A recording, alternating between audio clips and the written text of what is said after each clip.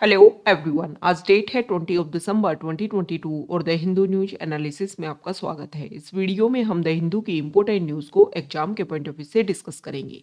नीचे description box में Telegram channel Volcano IAS academy का लिंक दिया हुआ है। आप Telegram channel Volcano IAS academy के साथ में जुड़ सकते हैं। वहाँ पर हर exam means UPSC, state PCS and other exams के पॉइंट ऑफ व्यू से काफ़ी इंपॉर्टेंट इन्फॉर्मेशन आप सभी के साथ में शेयर की जाती है। तो चलो स्टार्ट करते हैं। वीडियो को स्टार्ट करेंगे एक ज्योग्राफिकल मैप क्वेश्चन के साथ में।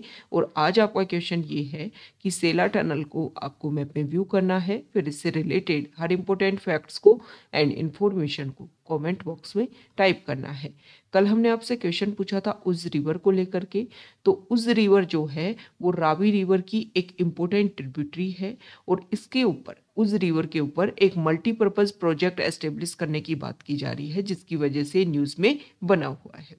उज रिवर की अगर हम बात करें और रावी रिवर की अगर हम बात करें तो ये मल्टीपर्पज प्रोजेक्ट एस्टेब्लिश करने का मेन ऑब्जेक्टिव ये है कि इंडस रिवर ट्रीटी जो 1960s में साइन की गई थी इंडिया और पाकिस्तान के बीच में, उसी ट्रीटी के अंडर इंडिया के पास में जो ईस्टर्न रिवर के वाटर को लेकर के जो एक्सक्लूसिव राइट है, उन राइट्स को और ज़्यादा एनहेंस किया जा सके।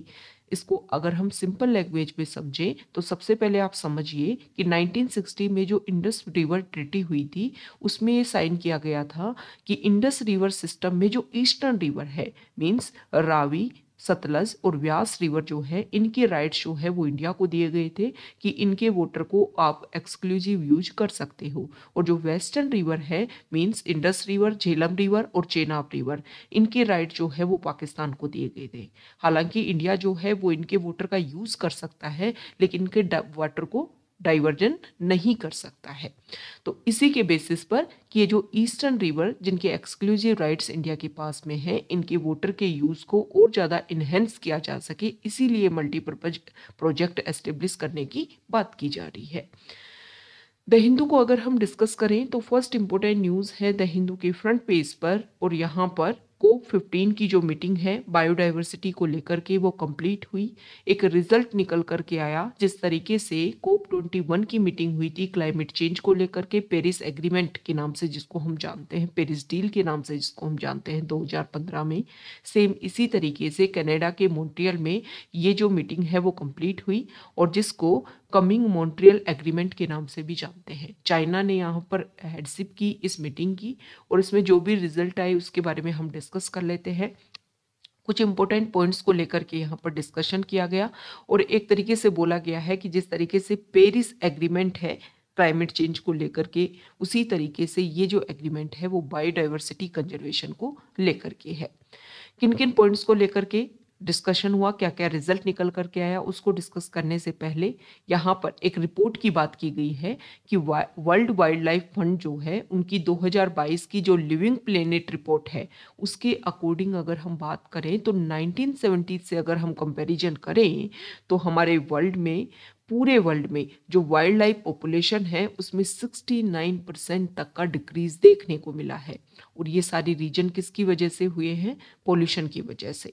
मींस लैंड, ओशियन और इन सब में जो भी स्पीसीज है वो पोल्यूशन की वजह से काफ़ी ज़्यादा इफेक्ट हुए हैं, क्लाइमेट चेंज की वजह से काफ़ी ज़्यादा इफेक्ट हुए हैं।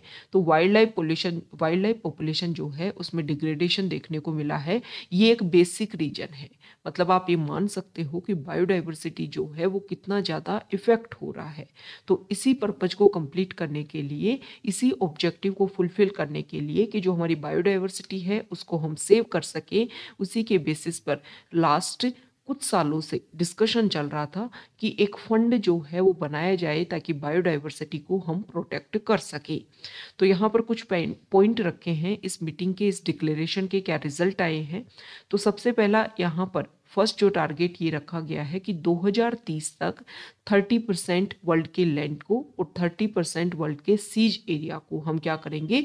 प्रोटेक्ट करेंगे। ऐसी यहाँ पर सभी ने प्रतिज्ञा की है, प्लेज ली है। दूसरा यहाँ पर इंडिजिनस राइट्स दिए गए हैं कि indigenous rights were addressed throughout the text, including in areas covered by the 30 by 30 place, safeguarding indigenous people rights to remain stewards of land they use and ensure they are not subject to mass eviction। मतलब किसी भी area को use करने की rights दिए जाएंगे, लेकिन जो बेसिक टारगेट है उसको कंप्लीट करने के लिए मीन्स जो एमिशन है या फिर उसकी वजह से डिग्रेडेशन या डिवास्टेशन जो है वो नहीं देखने को मिले।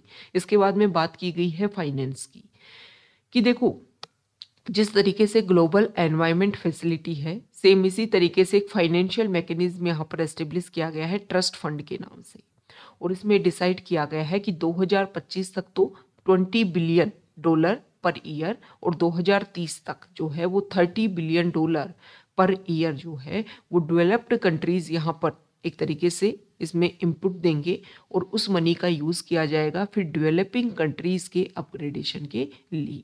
तो मेन टारगेट ये है कि वो बायोडाइवर्सिटी जो टाइम के साथ में डिग्रेड हो रही है, पोल्यूशन का जिसके ऊपर इफेक्ट देखने को मिल रहा है, उसके अपग्रेडेशन के लिए हमें काम करना चाहिए। नेक्स्ट इंपॉर्टेंट आर्टिकल है, तो यहाँ पर देखो महाराष्ट्र से कुछ पॉलिटिकल पार्टीज के जो लोग हैं वो कर्नाटका की तरफ उन्होंने मूव किया और कर्नाटका के कुछ रीजन को लेकर के वो चाहते हैं कि इसको महाराष्ट्र में इन्वॉल्व किया जाए, महाराष्ट्र में इसका इनपुट किया जाए, क्योंकि उनका ये मानना है कि कर्नाटका में ये जो रीजन है वहाँ पर मराठी बोली जाती है और इसको लेकर के वहाँ के जो लोग हैं, वहाँ की जो पॉपुलेशन है उसको कर्नाटका के साथ में एडजस्ट करने में इशू होता है और वो महाराष्ट्र का पार्ट है, महाराष्ट्र में उसको इंक्लूड किया जाए। और यहाँ पर जो कर्नाटका पुलिस है उन्होंने ये जो भी लोग जो यहाँ पर प्रोटेस्ट करने आ रहे थे उनको दूध सागर जो रिवर है उसके ऊपर जो ब्रिज बना हुआ है वहाँ पर उनको रोक दिया गया।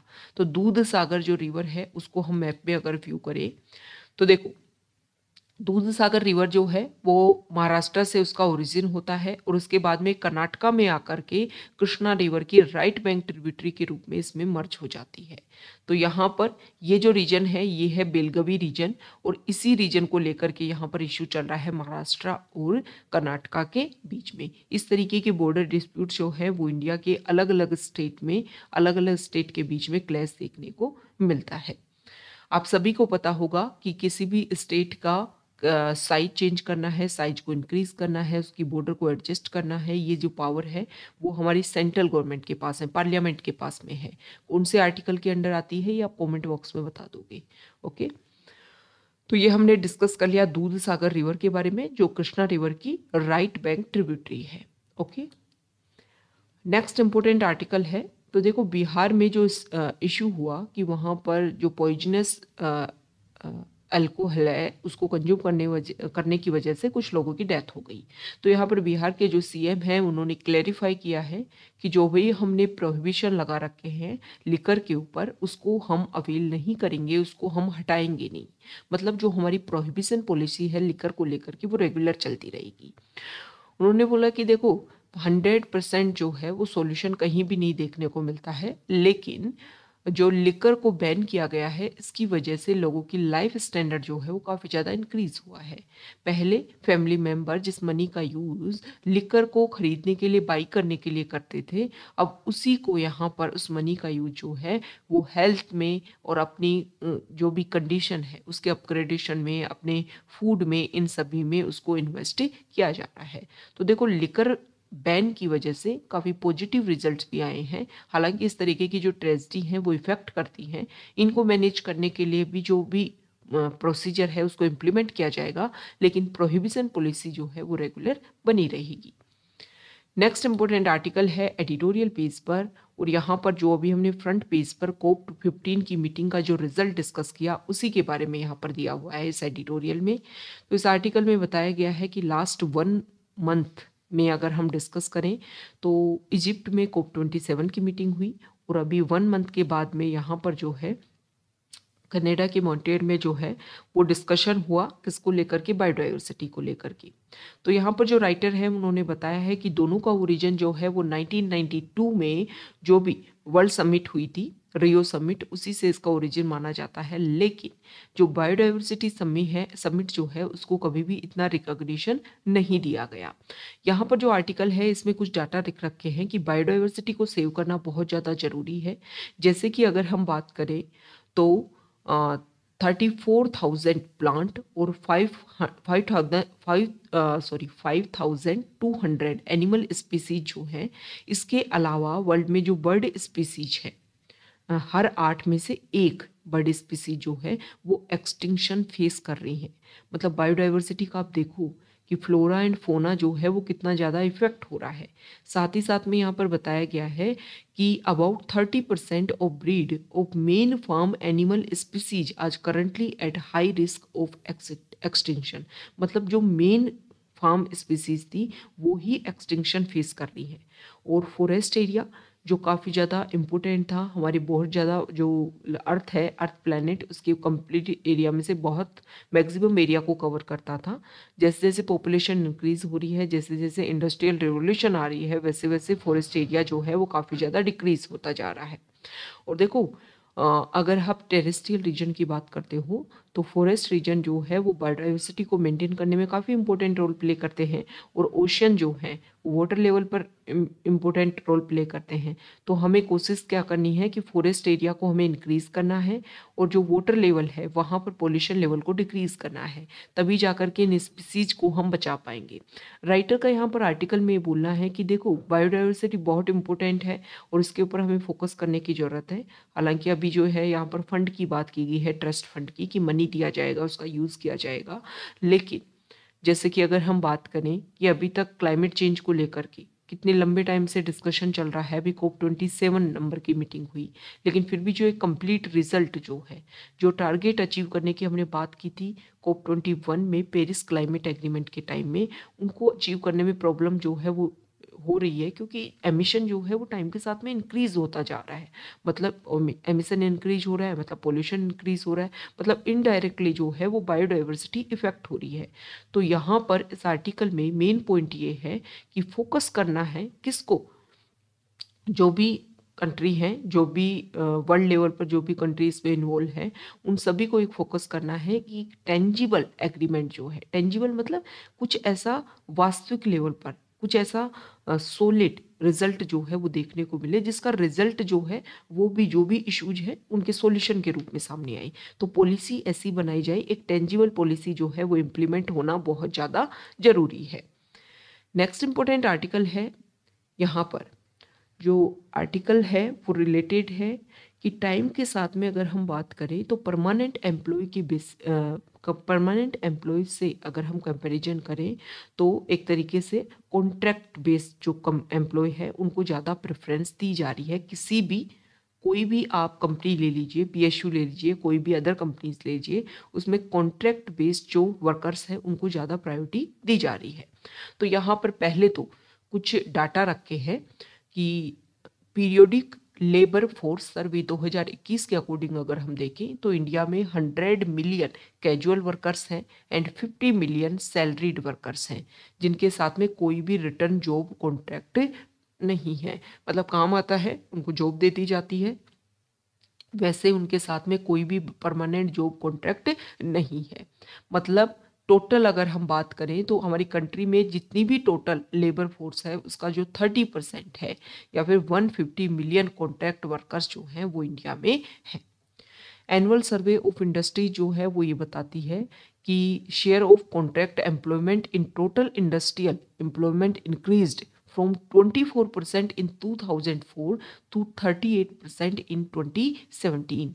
मतलब कॉन्ट्रैक्ट वर्कर्स का जो रेशियो है वो इंडस्ट्रीज एरिया में भी काफ़ी ज़्यादा इंक्रीज हुआ है। ओके, देखो 2001 से पब्लिक सेक्टर जो है उन्होंने मैनी वैकेंसी जो है वो आउटसोर्सिंग के बेसिस पर निकाली। पब्लिक एंटरप्राइजेज सर्वे 2021 की अगर हम बात करें तो कैजुअल या फिर कॉन्ट्रैक्ट वर्कर्स जो हैं वो पब्लिक सेक्टर यूनिट्स में 2011-12 में थे 17.1% और 2015-16 तक इंक्रीज हो गए हैं 19% और 2020-21 तक इंक्रीज हो गए हैं 37.2%। मतलब अगर आप बात करो सेंट्रल पब्लिक सेक्टर एंटरप्राइजेस की 2021 में, तो 4,81,395 कॉन्ट्रेक्चुअल वर्कर्स हैं। और ये जो फिगर है वो सिर्फ लगभग 2 लाख था, 2.5 लाख के लगभग था 2011 में। तो आप एक बात मानो कि परमानेंट जॉब से कॉन्ट्रेक्चुअल जॉब में जो कन्वर्जन है वो काफ़ी ज़्यादा इंक्रीज हो रहा है। अब देखो बेनिफिशियल क्यों है। बेनिफिशियल ये है कि कॉन्ट्रैक्ट पर जो पे वर्कर्स आते हैं, तो जो भी कंपनी है उनको CTC cost of the company ये काफ़ी ज़्यादा रिड्यूस होता है। अब कंपनी का कॉस्ट ऑफ द कंपनी जो है वो CTC रिड्यूस होता है, तो उसकी इकोनॉमिक वैल्यू जो है वो ज़्यादा दिखती है, फॉरेन इन्वेस्टमेंट ज़्यादा आता है और एक बर्डन भी क्रिएट नहीं होता। परमानेंट मेंबर है, परमानेंट वर्कर है, उसको लेकर के आपको सैलरी देनी होगी, अदर जो भी इम्पोर्टेंट जो भी अलाउंसेज हैं वो आपको पे करने होंगे, हेल्थ से रिलेटेड उन सबका ध्यान रखना होगा। कॉन्ट्रैक्ट वर्कर है, प्रॉब्लम आई, इशू आया, वर्कर को आपने बुलाया, काम करवाया और भेज दिया। जो अदर अलाउंसेज हैं वो आपको खर्च करने की ज़रूरत नहीं है, लेकिन इसकी वजह से इशू बहुत ज़्यादा क्रिएट हो रहे हैं। देखो अगर हम बात करें कॉन्ट्रेक्चुअल वर्कर हैं तो उनको लेकर के सैलरी फिक्स नहीं है, फिर जो कंपनी है वो अपने अकॉर्डिंग जो है वो सैलरी देती है। जॉब की ज़रूरत है, वर्कर आएगा, काम करेगा और जाएगा, मतलब सैलरी जो है वो जो उसका वेज होना चाहिए उससे कम उनको पे किया जा रहा है, जिसकी वजह से उनकी हेल्थ सेक्टर में और उनका जो फूड कंज्यूमिंग है इसमें काफ़ी ज़्यादा इफेक्ट देखने को मिलता है। यहाँ पर इंग्लैंड के कुछ डाटा रख रखे हैं कि अगर हम वहाँ पर देखें तो हेल्थ सेक्टर में जो है वो इंक्रीज़ हो रहा है, लेकिन इंडिया में ऐसा नहीं है। ऐसे लोग जिनकी इनकम कम है वो इन सेक्टर में कम खर्च करेंगे, मतलब इनडायरेक्टली इंडिया की जो इकोनॉमी है वो इससे काफ़ी ज़्यादा इफेक्ट होगी। तो हमें फोकस ये करना है कि ये जो भी कन्वर्जन है उसको हमें रोकना चाहिए, क्योंकि गवर्नमेंट जॉब के लिए देखो जो भी आपकी परमानेंट जॉब है उसके लिए हर कंपनी को अपने लेवल पर वैकेंसी निकालनी पड़ेगी, उसका एग्जाम करवाना पड़ेगा। ये भी एक एक्स्ट्रा बर्डन जो है वो काफ़ी ज़्यादा क्रिएट होता है कंपनी के ऊपर। फिर वर्कर को परमानेंट रखने से जो है वो प्रॉब्लम जो है वो ज़्यादा इंक्रीज होती है, कंपनी के ऊपर ज़्यादा बर्डन क्रिएट होता है। ओके, तो कॉन्ट्रैक्ट वर्कर के ऊपर इसलिए कन्वर्ट हो रहे हैं, लेकिन यहाँ पर एक मेन इशू ये बताया गया है कि कॉन्ट्रैक्चुअल जो वर्कर्स होते हैं वहाँ पर क्वालिटी इशू जो है वो काफ़ी ज़्यादा देखने को मिलते हैं। मतलब जो भी काम हुआ उसमें क्वालिटी के ऊपर जो फोकस है वो काफ़ी कम किया जाता है। तो एक कुछ बेसिक इश्यूज है, इनको हम सॉल्व कर सकते हैं अगर यहाँ पर एक सॉल्यूशन या फिर मीडिएशन जो है वो बनाया जाए तो। नेक्स्ट इंपॉर्टेंट आर्टिकल है टेक्स्ट पेज पर, और यहाँ पर देखो लास्ट ईयर से मैक्सिमम जो कंट्रीज़ हैं वो इसके ऊपर फोकस कर रहे हैं कि जो भी बिग कंपनीज आपके यहाँ पर आकर के काम करती हैं तो उनको लेकर के टैक्स जो है वो इम्प्लीमेंट होने चाहिए। तो अब यूरोपियन यूनियन जो है वो भी इसके ऊपर साथ में आया है कि जो भी बिग कंपनीज है, बिग बिजनेस है, उस पर 15% टैक्स जो है वो लगाया जाएगा, क्योंकि बहुत सारी बिग कंपनी जो हैं वो टैक्स हेवन कंट्रीज़ का यूज़ करते हुए टैक्स से काफ़ी ज़्यादा उनसे बचाव होता था और उन कंट्रीज से उनको काफ़ी ज़्यादा प्रॉफिट भी होता था। तो प्रॉफिट के बेसिस पर जो है वो ये सारा इम्प्लीमेंटेशन, ये जो टैक्स जो है 15% वो इम्प्लीमेंट किया जाएगा। नेक्स्ट यहाँ पर जो आर्टिकल है, हमारे पार्लियामेंट में एनर्जी कंजर्वेशन अमेंडमेंट बिल 2022 पास किया गया। अपोजिशन ने यहाँ पर डिमांड की कि इसको कमेटी के पास में भेजा जाए रिव्यू करने के लिए, पार्लियामेंट्री कमेटी के पास में, लेकिन नहीं भेजा गया और वैसे ही इसको पास कर दिया गया। ये जो बिल है इसमें कार्बन क्रेडिट ट्रेडिंग स्कीम जो है वो लाने की बात की जा रही है। अब इसको लेकर के कुछ इशू है। सबसे पहले तो आप कार्बन मार्केट होता क्या है, तो 2015 में जो पेरिस एग्रीमेंट था उसके आर्टिकल 6 में इसके बारे में बोला गया था, international carbon market by countries to fulfil their nationally determined contribution to keep global warming within 2 degree Celsius. मतलब ऐसा मार्केट एस्टेब्लिश किया जाएगा कि कोई कंट्री अगर ज़्यादा एमिशन कर रही है तो कुछ कंट्री जो है वो कम एमिशन करेंगी, तो वहाँ पर जो है उनके कुछ इस तरीके का शेयर मार्केट जैसा कुछ एस्टेब्लिश होगा कि जो कंपनी कम एस्टेब्लिश कर रही है उनको ज़्यादा एमिशन करने वाली कंट्री जो है वो मनी दे और अपने आप को जो भी यहाँ पर ज़्यादा एमिशन है उसको एक तरीके से उसका मनी जो है वो इसके लिए प्रोवाइड किया जाए, मनी जो है वो फंड के रूप में दिया जाए और उसका यूज़ किया जाएगा फिर डेवलपिंग कंट्रीज़ के, पुअर कंट्रीज़ के अपग्रेडेशन के लिए। तो ऐसा ही हमारे यहाँ पर बात किया गया है कि इलेक्ट्रिसिटी को हमें बचाना है, कंजप्शन जो है उसको हमें सेव करना है और कार्बन क्रेडिट सिस्टम जो है वो हम लेकर के आएंगे। लेकिन यहाँ पर कुछ चैलेंजेस हैं। यूएनडीपी ने पॉइंट आउट किया है कि इस तरीके का जो कार्बन मार्केट है उसमें काफ़ी ज़्यादा इशू देखने को मिलते हैं, क्योंकि इसकी वजह से देखो जो एमिशन जो है अगर आप उसको कंपनसेशन प्रोवाइड करोगे तो एमिशन जो है वो कभी रिड्यूस ही नहीं किया जाएगा। दूसरा प्रॉब्लम ये होगा कि इसकी वजह से ट्रांसपेरेंसी जो है वो भी मेंटेन नहीं हो पाती है। दूसरा अगर यहाँ पर बात करें तो हमारे इंडिया में जो बिल आया है इसमें देखो जो सेंट्रल गवर्नमेंट है उसको पावर दी गई है कि जो भी क्रेडिट सिस्टम है उसको सेंट्रल गवर्नमेंट जो है वो अपने ऊपर रेगुलेट करेगी। साथ ही साथ में यहाँ पर अपोजिशन जो है उन्होंने डिमांड की कि कौन सी मिनिस्ट्री के अंडर ये बिल जो है या ये जो भी क्रेडिट सिस्टम है वो दिया जाएगा, क्योंकि एनवायरनमेंट के अंडर ये आना चाहिए, तो इसको लेकर के क्लेरिफिकेशन होना चाहिए। साथ ही साथ में यहाँ पर ये भी डिमांड की गई है कि पहले से जो हमारे यहाँ पर सर्टिफिकेट, ट्रेडेबल सर्टिफिकेट जो रिलीज किए जाते थे, रिन्यूएबल एनर्जी सर्टिफिकेट और एनर्जी सेविंग सर्टिफिकेट, ये जो है वो इसी में शामिल होंगे या इनको अलग से मैनेज किया जाएगा। तो ये कुछ इशू हैं, इनको लेकर के यहाँ पर डिस्कशन होना जरूरी था। नेक्स्ट इंपॉर्टेंट आर्टिकल की अगर हम बात करें तो यहाँ पर न्यूज़ पेज पर है और देखो लोकसभा में एसटी स्टेटस, मतलब ये जो कम्युनिटी है इनको भी एसटी स्टेटस दिया गया है और इसको लेकर के लोकसभा में बिल पास कर लिया गया है। सेंट्रल गवर्नमेंट ने सुप्रीम कोर्ट को एक इम्पोर्टेंट बात बोली कि जो भी हमारे कोस्टल स्टेट है उनको हम ऐसी फिशिंग करने से मना करते हैं, डीप ट्रोलिंग के नाम से, जिसको आप जान सकते हो, जिसमें एक बड़े लेवल पर नेट यूज़ किया जाता है, जिसकी वजह से अदर स्पीसीज जो है वो भी इससे इफेक्ट होती है। तो ये आज का हमारा द हिंदू न्यूज़पेपर का डिस्कशन था। अगर आप यहाँ तक आए हैं, वीडियो आपको अच्छा लगा है तो प्लीज़ वीडियो को लाइक कीजिए, शेयर कीजिए और चैनल को सब्सक्राइब कीजिए। Okay, thank you.